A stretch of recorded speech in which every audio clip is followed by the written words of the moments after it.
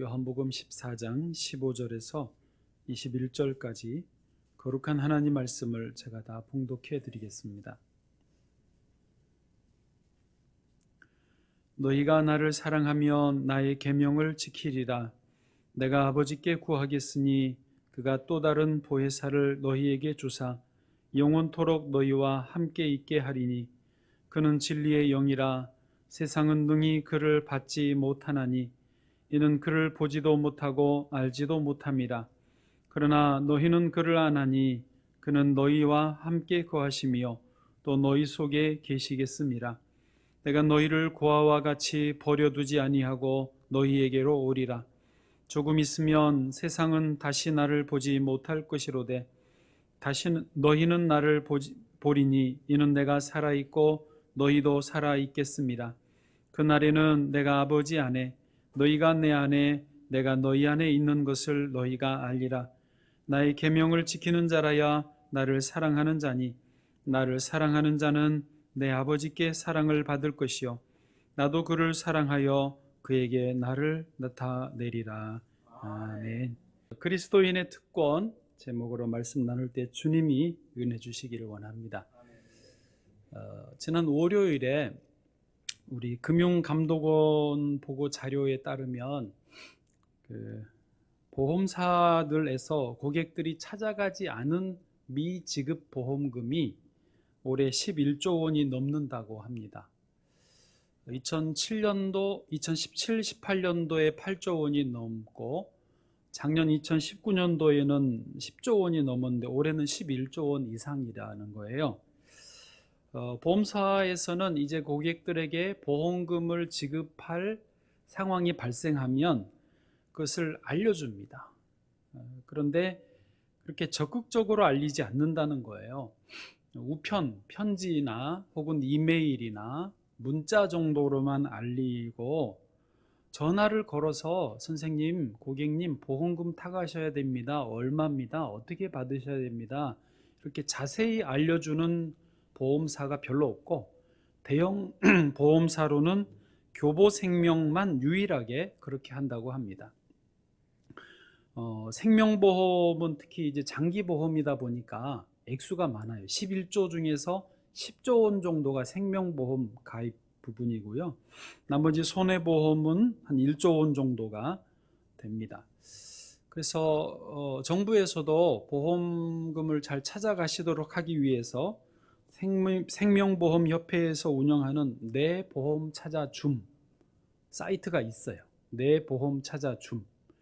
거기에 들어가서 자기 본인 인증을 하면 자기 이름으로 들어있는 모든 보험, 그동안 만료됐던 것까지 다 거기에 목록이 나오고 미지급된 보험금도 있으면 거기에 다 뜹니다. 그래서 제가 어젯밤에 혹시 11조 원 중에 내 돈이 있나 하고 내 보험 찾아줌에 들어가서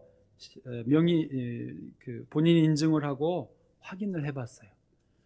그랬더니 깨끗하더라고요. 미지급금이 제로입니다.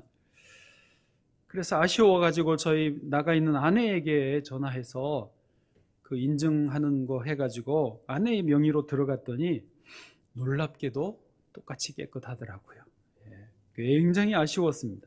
다행이기도 하지만 여러분도 한번 찾아보시면 괜찮을 것 같아요. 내 보험 찾아줌 이렇게 검색하시면 바로 어렵지 않게 확인하실 수 있더라고요. 할렐루야. 지난 주일에 우리가 꿈꾸는 나라라는 제목으로 말씀을 나누었습니다. 기억나시나요? 이 땅에 예수님이 오셔서 성령을 힘입어 귀신을 쫓아내실 때 그 사람에게서 귀신의 나라가 종결되고 하나님의 나라가 시작된다라고 했습니다. 그러니까 예수님이 이 땅에 오심으로 하나님의 나라가 시작이 된 것은 맞지만 완성은 아직 아니라고도 말했습니다. 하나님 나라의 완성은 언제냐? 예수님이 다시 오실 때 재림입니다. 그때에 완전하게 이루어질 것이라고 했습니다. 그리고 예수님의 재림은 세상의 종말을 의미하는 것입니다. 그러므로 그때까지 우리 그리스도인들은 하나님 나라를 꿈꾸면서 추구하면서 완성을 향하여 나아가야 되는 것입니다. 그런데 문제는 지금 이 세상을 살아가는 우리가 하나님 나라를 꿈꾸고 추구하고 완성해 나가야 되는 것은 알겠지만 구체적으로 무엇을 어떻게 해야 되는지를 잘 모른다는 것입니다. 그리고 그 책임과 사명, 그 무엇을 어떻게 할지에 대해서 알아도 감당할 능력이 우리에게는 없다라는 것입니다. 그러나 다행인지 불행인지 예수님 당시에 12 제자들도 처지가 비슷했습니다. 그들은 예수님께로부터 3년 동안이나 직접 훈련을 받았지만 그들도 역시 하나님 나라를 위한 책임, 사명을 잘 몰랐습니다. 그리고 그 책임과 사명을 어떻게 감당해야 될지 능력도 없었던 것입니다. 오히려 12 제자들은요, 예수님이 떠나가시겠다, 대제사장에게 인자가 고난을 받고 죽임을 당할 것이다 라는 예언적 말씀을 들을 때 불안하고 두려워하고 걱정에 사로잡혔습니다. 오히려 예수님이 나 이제 간다, 고난 받는다, 3일 만에 다시 부활할 것이다 이런 말씀을 하실 때 못 들은 척 딴소리를 하고 있었습니다.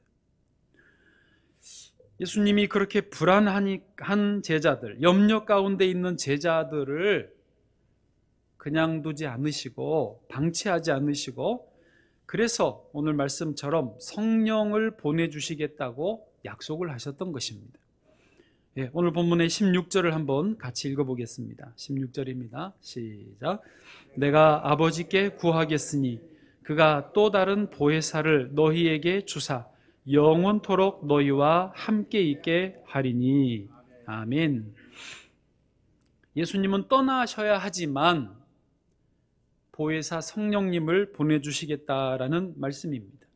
여기서 보혜사라는 말의 뜻은 활동적인 조력자, 원조자, 변호사, 위로자라는 뜻입니다.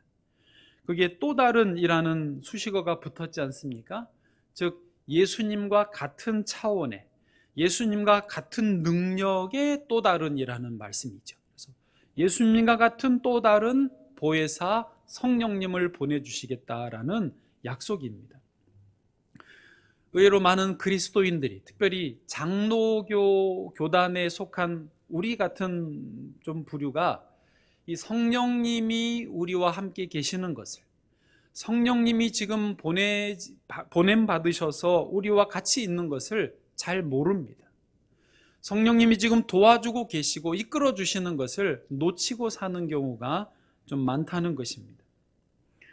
알고는 있어도 혹시 알아도 실제적으로 성령님이 어떻게 도우시는지를 경험 못하고 내가 내 인생을 가고 내가 내 신앙생활을 하는 경우도 많다는 것입니다. 여러분, 예수님은 모든 것을 알고 계셨습니다. 이 땅에 남은 제자들, 그리고 그 뒤를 이어받은 우리 그리스도인들이 이 땅에서 하나님 나라를 추구하며 살기가 얼마나 힘든지를 다 아셨습니다. 그래서 성령님을 보내주신 거거든요. 사실 우리 그리스도인들은 참 애매합니다.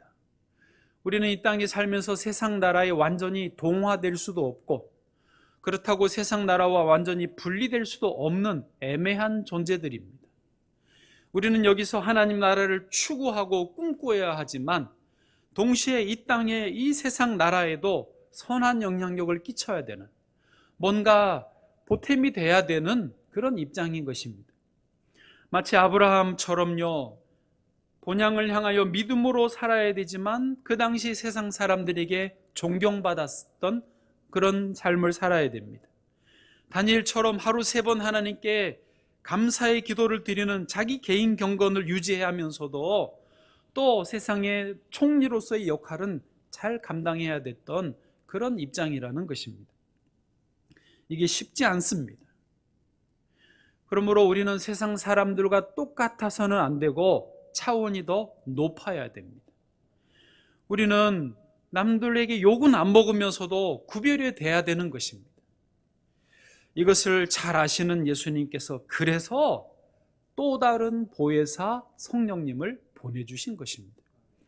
그러므로 성령님을 힘입어서 성령님과 함께 가면 방금 말한 그런 차원 높은 삶이 가능해지는 줄로 믿습니다. 성령님은 마가의 다락방에서 실제로 강림하셨습니다. 거기 모인 120명에게 충만하게 임하셨고 성령 세례를 부어주셨습니다. 그들은 다 방언을 말하고요. 그때 교회가 세워지고 소위 시대로 말하면 교회 시대, 성령 시대가 시작이 된 것입니다. 지금 현재 우리는 그 시대입니다. 교회 시대. 성경이 읽기 분류표로 보면 교회 시대고 그 시대는 성령 시대라고 말을 했습니다. 그러므로 현재 살고 있는 우리는 또 다른 보혜사로서 주어지신 성령님과 함께 그 예수님의 같은 차원, 예수님의 능력으로 우리를 도와주시는 그 힘을 힘입어서 하나님 나라를 추구하고 이 세상을 위하여서도 귀하게 쓰임받는 삶을 살아야 될 줄로 믿습니다. 자, 이제 오늘 본문에 나타난 대로요, 그리스도인의 특권 중에 성령님 부분에만 좀 집중해서 세 가지로 그것이 무엇이 있는지 말씀을 나누겠습니다. 첫째로 성령님은 항상 우리와 함께 하십니다. 이것을 여러분도 알고 계시잖아요. 그런데 자꾸 잊어버려요. 이 시간 같이 해보실까요? 따라해 보세요. 성령님은 항상 우리와 함께 하십니다. 오늘 본문에서는 영원토록이라고 되어 있지만 우리 조금 더 실감나게 영원의 세계가 지금 앞에 안 보이니까 항상이라고 하는 것이 더 좋을 것 같아요. 성령님은 항상 지금 우리와 함께 하심을 믿습니다. 오늘 본문에서도 그렇게 말씀하셨어요. 16절 아까 읽으셨으니까 제가 읽어드립니다.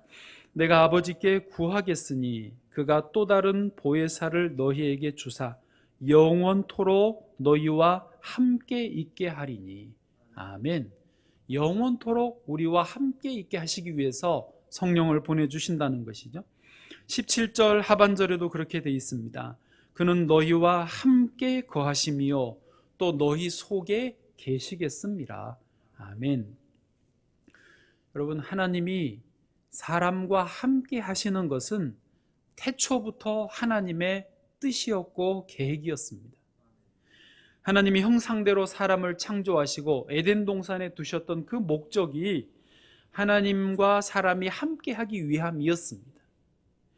그렇게 사람과 하나님이 함께 있는 그 아름다운 에덴 동산이 원래 하나님의 나라였습니다. 그러나 인간이 범죄하고 타락함으로 인하여서 그 아름다운 에덴 동산이 파괴되고 하나님과의 관계도 깨지고 말았던 것입니다. 성경을 읽으셨으니까요, 이제 대부분 읽으셨으니까, 그래서 하나님이 다시 이스라엘 백성을 출애굽을 시키셨습니다. 기억하시나요? 출애굽기 19장에서 이스라엘 백성과 시내산 언약을 맺으셨지요. 그 언약의 내용이 뭡니까? 핵심이 하나님이 이렇게 말씀하세요. 너희는 이제 내 백성이 되고 나는 너희의 하나님이 되자. 그리고 성막을 지어서 언약궤를 거기에 두면 내가 임재하겠다. 즉 하나님이 내가 너희와 함께 있겠다라는 그런 의미였습니다. 그러나 안타깝게도 이스라엘 백성들은 그 언약을 또 지키지 못합니다. 율법을 어기고 또 어기고 결국 언약이 파괴되고 말았습니다. 그리고 하나님이 인간과 함께 하시겠다고 하는 그 약속도 깨지고 말았던 것입니다. 그래서 이제 신약에 와서 결국 하나님의 아들이신 예수 그리스도께서 오신 것입니다. 예수님이 십자가에 달려 죽으심으로 한 번의 완전한 영원한 제사를 드리시고 이제 예수 그리스도를 믿는 사람은 하나님과의 관계가 회복되어서 하나님과 다시 함께 할 수 있는 길이 열리게 된 것입니다. 우리 잘 아시는 요한복음 3장 16절 말씀 한번 읊어보실까요? 시작. 하나님이 세상을 이처럼 사랑하사 독생자를 주셨으니 이는 저를 믿는 자마다 멸망치 않고 영생을 얻게 하려 하심이라. 아멘. 그렇습니다. 예수님이 오신 것이 관계를 깬 우리를 심판하시기 위해서, 영원히 맺히기 위해서 오신 것이 아니라 관계를 깨고 고아처럼 있는 우리를 다시 회복해 주시기 위해서, 하나님이 다시 함께 있게 해주시는 관계로 회복되게 하기 위해서 예수님이 오신 것입니다. 할렐루야. 이제 그 예수님 안에서 회복된 하나님과의 관계를 토대로 우리 안에 하나님의 나라가 다시 시작이 된 것입니다. 그리고 이제 하나님 나라가 완성되기까지 이 세상을 살아가야 되는 저와 여러분 그리스도인들을 위해서 또 다른 보혜사 성령님을 보내주셨다는 말씀인 것이죠. 우리가 하나님과 항상 함께 하는 것이 성령님 안에서 지금 가능해진 줄로 믿습니다. 오늘 본문 18절에 보니까요, 주님은 우리를 고아처럼 버려두지 않는다고 약속하셨습니다. 같이 읽어보세요. 시작. 내가 너희를 고아와 같이 버려두지 아니하고 너희에게로 오리라. 아멘. 자녀들은 자기 부모님과 다 같이 지내는 동안에는 부모와 함께 지내는 것이 얼마나 큰 축복이고 특권인지를 잘 모릅니다. 당연한 것처럼 생각하죠. 그러나 혹시 한 분이 안 계시든지 정말 참 두 분이 다 안 계시는 고아의 입장이 된다면 부모 있는 아이들이 너무 부럽습니다. 그렇지 않겠습니까? 얼마 전에 어느 집에 입양된 아이가 입양되기 전에는 살이 통통히 찌고 아주 건강했습니다. 입양된 후에 웬일인지 살이 빠지고 어린이집에서 선생님이 볼 때 아이의 몸에 멍자국이 있는 거예요. 그래서 좀 수상하다 경찰에 신고했는데 딱히 증거가 없으니까 아이를 또 부모에게 보냅니다. 또 병원에 한번 갔는데 의사가 볼 때 몸에 또 멍들이 있는 거예요. 역시 경찰에 신고했는데 경찰서에서 이게 딱히 증거를 못 찾고 어쨌든 또 다시 돌려보내는 일이 반복됐습니다. 그런데 그 기간이 한 7, 8개월 정도밖에 입양된 기간이요 되지 않았는데 결국 아이가 사망하고 말았습니다. 그래서 지금 경찰이 다시 처음부터 조사한다고 제가 뉴스에서 보았습니다. 이유는 다 모르겠지만 아이가 참 자기 부모 아닌 곳에 입양되어서 어쨌든 고통 속에 죽어간 일이 너무 마음이 아팠습니다. 여러분, 하나님은 성령님으로 우리와 함께 하시면서 고아처럼 우리를 내버려 두지 않으시고 있습니다. 지금 우리와 함께 하시는 것입니다. 우리를 돌보아 주시고 고난을 헤쳐나갈 힘을 주시고 필요할 때 필요를 채워주시고 은혜를 넘치게 부어주시는 것입니다. 그것이 하나님의 본심입니다. 이사야 41장 10절 말씀입니다. 같이요. 시작. 두려워하지 말라. 내가 너와 함께함이라. 놀라지 말라. 나는 내 하나님이 됨이라. 내가 너를 굳세게 하리라. 참으로 너를 도와주리라. 참으로 나의 의로운 오른손으로 너를 붙들리라. 아멘. 그럼 부모님이 자녀를 대할 때 이렇지 않겠습니까? 우리 하늘 아버지께서 성령님으로 지금 우리와 함께 하시면서 이렇게 우리의 심령에, 우리의 귓전에 들려주십니다. 두려워하지 말라. 내가 너와 함께 함이라. 놀라지 말라. 나는 너의 하나님이라. 내가 너를 굳세게 하리라.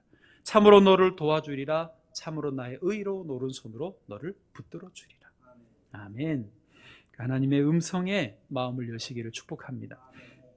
두 번째로 성령님은요, 신령한 은혜를 주시는 분이십니다. 해보세요. 성령님은 신령한 은혜를 주십니다. 하나님은 영이십니다. 그래서 영 자체로 우리에게 지금 와 계신 분이 성령님이십니다. 그래서 성령 하나님이라고 우리가 표현하지 않습니까? 이 성령 하나님을요, 세상은 보지도 못하고 알지도 못해서 그 성령 하나님을 받아들이지를 않습니다. 알 수 없게 불가능하죠. 그러나 저와 여러분은 예수 그리스도를 믿는 그리스도인은요, 성령 하나님이 보이기도 하고 들리기도 하고 모셔지는 것입니다. 할렐루야. 그게 우리 그리스도인의 어떤 특권이고요, 세상과 구별되는 차별성이라고 할 수 있겠습니다. 보면 17절 제가 읽어드릴게요. 그는 진리의 영이라 세상은 능히 그를 받지 못하나니 이는 그를 보지도 못하고 알지도 못함이라. 그러나 너희는 그를 아나니 그는 너희와 함께 거하시며 또 너희 속에 계시겠습니다. 아멘. 우리가 예배 시작 때마다 읊조리는 말씀 요한복음 4장 23절입니다. 하나님은 영이시니 예배하는 자가 영과 진리로 예배할지니라. 이곳에서 드리는 이 예배를 하나님의 영이 함께 하셔서 인도해 주시고 받으시는 것을 우리가 선포하는 것입니다. 그 말씀의 뜻은 뭐냐면요, 하나님은 특정한 공간이나 시간에, 즉 시공간에 제한을 받지 않으신다라는 것입니다.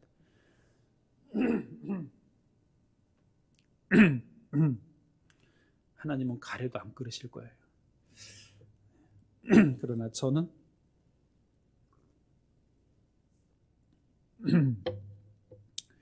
네, 홀랐군요. 우리는 언제 어디서나 주님과 함께 할 수 있고 언제 어디서나 하나님께 살아있는 예배를 드릴 수 있습니다. 사도행전 7장에 스데반 집사님이 등장합니다. 7 집사 중에 한 분이셨고 돌에 맞아서 순교했는데요.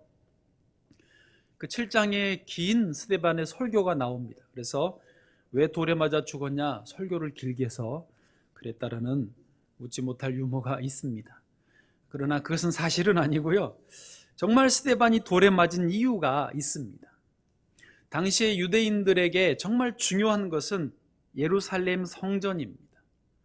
성전은 신성하고 거룩하고 하나님이 거하시는 처소였습니다. 그런데 스데반의 설교 내용 중에 말미에 하나님은 사람이 손으로 지은 공간과 장소에 계시는 것이 아니다라는 말을 했습니다. 그 말에 유대인들이 갑자기 분노가 터지면서 손에 들고 있던 돌을 던졌던 것입니다. 사실 유대인들은요, 모세 광야의 성막, 솔로몬이 지은 성전, 또 스룹바벨의 성전, 헤롯이 지은 성전까지 성전을 통해서 하나님이 거기에 계신다라고, 여기에 와서만 예배를 드려야 된다고, 그것을 중요하게 여겼습니다. 근데 스데반이 그것을 부정하는 듯한 설교를 하니까 돌을 던졌던 것입니다. 그런데요, 여러분, 사실 솔로몬도 자기가 성전을 그 웅장하게 멋지게 화려하게 지어놓고 하나님이 여기에만 계시지는 않는다라고 분명히 고백을 했습니다. 열왕기상 8장 27절입니다. 하나님이 참으로 땅에 거하시리이까 하늘과 하늘들의 하늘이라도 주를 용납하지 못하겠거든 하물며 내가 건축한 이 성전이오리이까. 아멘. 솔로몬 자기가 알았어요. 다만 백성들이 성전을 향하여 기도하면 하나님이 성전이 어떤 통로는 되셔서 기도에 응답을 해 주십사 하는 그런 요청을 드렸던 것입니다. 그렇습니다. 하나님은 영이시기 때문에 예배당 안에만 갇혀 계시는 분이 아닙니다. 우리가 예배당에만 와야 하나님을 만날 수 있는 분이 아닙니다. 우리가 예배 회복을 지금 기도하고 있지 않습니까? 그런데 만약에 코로나 때문에 예배의 회복이라는 의미를 예배당에 모여서 드리는 그 예배를 회복해 주십시오라고 생각하신다면 좀 착오를 가지신 것입니다. 이제 이해하시죠? 예배 회복이라는 것은요, 하나님은 영이시니 예배하는 자가 영과 진리로 예배할지니라. 그렇습니다. 어디에 있으시든지 간에 영과 진리로 제대로 예배를 드릴 그 예배를 회복하자는 것입니다. 만약에 다 모여서 예배를 드린다 할지라도 영으로 드리지 못하는 예배는 회복이 된 것이 아닙니다. 혹시 지금 골방에서 혼자, 저 사막에 혼자서 예배를 드리고 있을지라도 영과 진리로 예배를 드리신다면 그 예배야말로 회복된, 하나님이 기뻐 받으실 만한 예배인 것입니다. 그런 의미에서 하나님 예배를 코로나로 인하여 어쨌든 흩어놓으셨고 우리로 하여금 예배를 사모하게 하신 그 원뜻을 깨닫기를 원합니다. 그리고 그 예배, 정말 그 예배가 회복되어야 될 줄로 믿습니다. 지금 예배를 영과 진리로 드리고 계십니까? 거기에 우리의 초점이 있어야 되겠습니다. 세상은 이것을 잘 알지 못합니다. 동네에 우리 어떤 분도 저를 막 걱정하세요. 교회 어떻게 해요? 목사님 어떻게 해요? 너무 힘드시죠? 사실 뭐 힘이 안 든다면 거짓말이지만 그 정도는 또 아니거든요. 왜냐하면 우리가 어디에 있든지 성령 안에서 예배를 드리시기 때문에 그렇습니다. 바울과 실라가 빌립보에서 전도하다가 붙잡혔습니다. 실컷 매를 두들겨 맞고 지하 감옥에 갇혔습니다. 손발은 착고에 채워진 상태입니다. 몸은 욱신거리고 아프고요. 손발은 움직일 수 없고요. 등불, 아주 희미한 등불만 어슴푸레하게 흔들거리는 지하 감옥이었습니다. 몸은 갇혔지만 놀랍게도 바울과 실라의 영혼은 너무 기뻤습니다. 우리가 그리스도를 위하여 고난을 받았구나. 그 생각에 감격했습니다. 그래서 주님께 감사의 기도를 올린 다음에 찬양을 불렀습니다. 지하 감옥에 들리는 찬양의 소리로 다른 죄수들도 은혜를 받고 있었습니다. 여러분, 몸은 묶였지만, 몸은 매를 맞아 아프지만 그 영혼은 저 밖에 하늘을 나는 새처럼 너무너무 자유로웠던 것입니다. 이게 성령님이 주시는 은혜입니다. 세상이 알 수도 줄 수도 없는 그 신령한 은혜인 것입니다. 그런데 놀랍지 않습니까? 얼마 뒤에 그 영혼이 자유로운 것처럼 몸도 자유로워졌습니다. 할렐루야. 이 비밀을 깨닫기를 원합니다. 여러분, 몸이 자유로워도 영혼이 갇히면 몸도 갇히는 것이죠. 몸이 갇혔어도 영혼이 자유로우면 몸이 자유로워지는 것입니다. 제가 말을 제대로 했나요? 안 뒤집혔죠? 여러분, 이 비밀을 깨닫기를 원합니다. 심령이 건강하면 병든 몸도 일어나는 것입니다. 몸에 여러 가지, 환경에 여러 가지 어려움이 있어도 성령님 안에서 우리 영혼이 건강하면 그 삶은, 그 인생은 복되고 건강한 것입니다. 주께서 이런 신령한 은혜를 주시기를 주의 이름으로 축복합니다. 마지막으로 성령님은요, 진리의 영이십니다. 예수님이 17절에 그는 진리의 영이라고 단언해서 말씀해 주셨습니다. 간단히 말하면 진리의 영은 무엇이냐? 진리는 예수님이시고요. 그래서 성령님이 예수님에게로 계속 우리를 인도하신다는 것입니다. 그러면 예수님이 진리이신데 예수님은 한마디로 좀 더 요약하면 뭐냐? 사랑이십니다. 오늘 본문의 15절, 시작하는 15절과 끝나는 21절이 전부 사랑을 말씀하시고 있습니다. 15절 같이요, 시작. 너희가 나를 사랑하면 나의 계명을 지키리라. 21절 제가 읽습니다. 나의 계명을 지키는 자라야 나를 사랑하는 자니 나를 사랑하는 자는 내 아버지께 사랑을 받을 것이요 나도 그를 사랑하여 그에게 나를 나타내리라. 아멘. 그렇습니다. 결국 성령님은요, 우리가 하나님 나라를 이루어 가도록 하기 위해서 이끌어 주시는데 진리의 영이에요. 즉 예수님께로 인도하고 그 인도하는 길은 결국 사랑이라는 것이죠. 그냥 좀 간단하게 정리하면 성령님의 감동을 따라 우리가 하나님 나라를 이루어 갈 때 하나님을 사랑하는 일에 힘쓰면 그게 하나님 나라를 이루는 것입니다. 또한 이웃을 사랑하는 일에 힘쓰면 그것이 하나님 나라를 이루는 것입니다. 다른 게 아닙니다.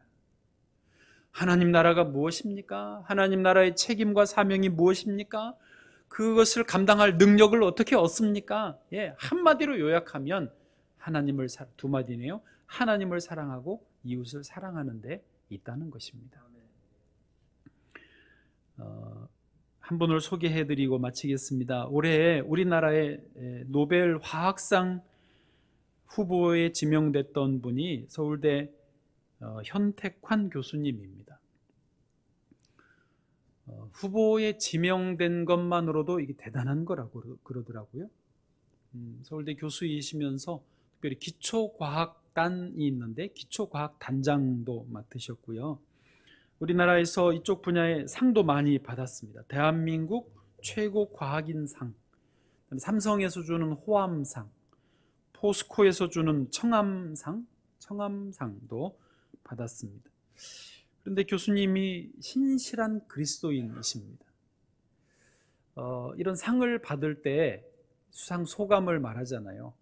그런데 연예인들이 믿는 분들이 그렇게 하듯이 현 교수님도 그렇게 수상 소감을 말하십니다. 자기를 최고의 과학자로 여기까지 그래도 오게 해주신 것은 절대적인 하나님의 은혜였다고, 모든 영광을 우리 하나님 아버지께 올려드린다라고 고백을 하십니다. 여러분, 연예인도 대중들 앞에서 그렇게 고백하기가 절대 쉬운 일은 아니지만 최고의 과학자가, 과학을 하는 분이 하나님에 대한 신앙 고백을 하기가요, 그것도 또 쉽지 않다고 합니다. 그런데 현택환 교수님은 뭐라고 말하냐면, 과학으로는 설명이 안 되는 하나님의 은혜가 자격이 있다라는 거예요. 자기가 과학을 아무리 해도 그걸로는 설명할 수 없는, 다 파고 들어가서 이해할 수 없는 그 하나님이 계시고 그 하나님의 은혜를 자기가 입었기 때문에 자기는 이 길을 간다라고 고백을 합니다. 미국에서 유학할 때도 정말 힘들었대요. 유학이 쉽지 않은가 봐요. 근데 너무 어려울 때도 계속해서 말씀 보고 기도하고 교회 학교 교사하고, 그러다가 한 번은 그 체험이 있었습니다. 승용차를 운전하고 가는 길에 대형 트레일러가 와서 들이받았던 모양이에요. 잘 기억을 못 하신답니다. 그냥 운전하다가 뭐가 꽝 받았는데 깨보니까 병원이더래요. 근데 놀라운 것은 차가 완전히 두 동강이 날 정도로 파손됐는데 자기는 뼈 하나 부러지지 않고 장기 파열 하나 없고 그냥 거의 멀쩡하다시피, 물론 엄청난 충격을 받았기 때문에 후유증은 있었겠지만 그렇게 멀쩡하게 살아있는 자기를 보고 자기도 놀랬대요. 의사들도 놀래요. 그러면서 믿음 안에 있었지만 이렇게 고백을 다시 했습니다. 하나님이 나를 살려두신 데는 다 어떤 뜻이려고 하는구나 라는 그런 고백을 하게 됐습니다. 그래서 이제 유학 마치자마자 감사하게도 서울대 교수로 임용이 됐고, 코람데오라고 하나님 앞에서라는 뜻이죠. 그 성경 공부 모임을 제자들하고 만들어서 늘 성경 공부하고 찬양하고 기도하고, 이제 서울역 앞에서도 노방 찬양하고, 노방 찬양하면서 욕도 많이 먹고 신발도 누가 던지고 막 그래도 너무 감사하더래요. 그 서울 대학 교회가 있습니다. 우리 노회 목사님이 거기 담임하시는데요. 그 서울 대학 교회를 설립할 때 같이 참여하시고, 초창기에 이제 자리 잡기까지는 재정 담당 집사님을 맡으셨어요. 여러분, 개척할 때 재정 담당 집사님은요, 부족한 돈 자기가 다 내야 되는 거예요. 그게 재정 담당이에요. 그렇게 해서 교회가 세워지게 하셨다고 합니다. 이렇게 보니까 현택환 교수님이 하나님 나라를 이루어가고 계시더라고요. 그렇게 하나님을 사랑하고 또 이웃을 사랑하면서 그 일을 감당하시는 거예요. 하나님의 뜻에 순종하는 것이죠. 참고로 현택환 교수님의 7가지 생활 수칙, 일종의 신앙생활 수칙인데 안 적으셔도 될 것 같아요. 그냥 불러드릴게요. 하나님을 우선순위에 둔다. 두 번째, 항상 감사하며 기뻐하며 살도록 노력한다. 세 번째, 문제가 생기면 기도부터 한다. 네 번째, 모든 문제를 온전히 하나님께 맡긴다. 다섯 번째, 정신적 휴식과 육체적 휴식과 운동을 게으르지 않는다. 여섯 번째, 교만하거나 자랑하지 않는다. 일곱 번째, 속의 생각들을 내어놓고 말하고 속에 응어리지게 두지 않는다.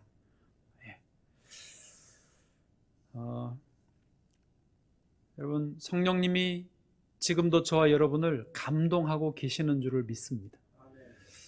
우리는 성령님을 근심케 말고 또 소멸치 않아야 됩니다. 성령님이 인도하시는 대로, 감동을 주시는 대로 하나하나 순종하다 보면 거기가 하나님 나라가 이루어지는 것이고, 그 하나님 나라를 사람들에게도 나눌 수 있게 되는 것입니다. 주님은 우리를 통하여서 그 하나님 나라를 이루기를 원하십니다. 오늘도 순종하시고 내일도 주님과 함께 동행하시기를 축복합니다. 기도하겠습니다.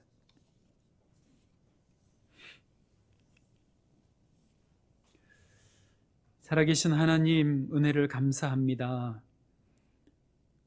오늘도 우리와 함께 하시며 성령 하나님께서 감동하시고 또 예배드리게 하시며 기도하게 하시며 말씀이 깨달아지게 하시며 특별히 찬양으로 또한 주께 영광되게 해주심을 감사합니다. 주님, 오늘 우리 모두와 함께하여 주시고 또 한 주간, 아니 우리 일평생 동안 함께하여 주옵소서. 영원히 하나님 나라를 이루며 또 이 땅에서도 하나님 나라를 꿈꾸며 살아가게 하여 주옵소서.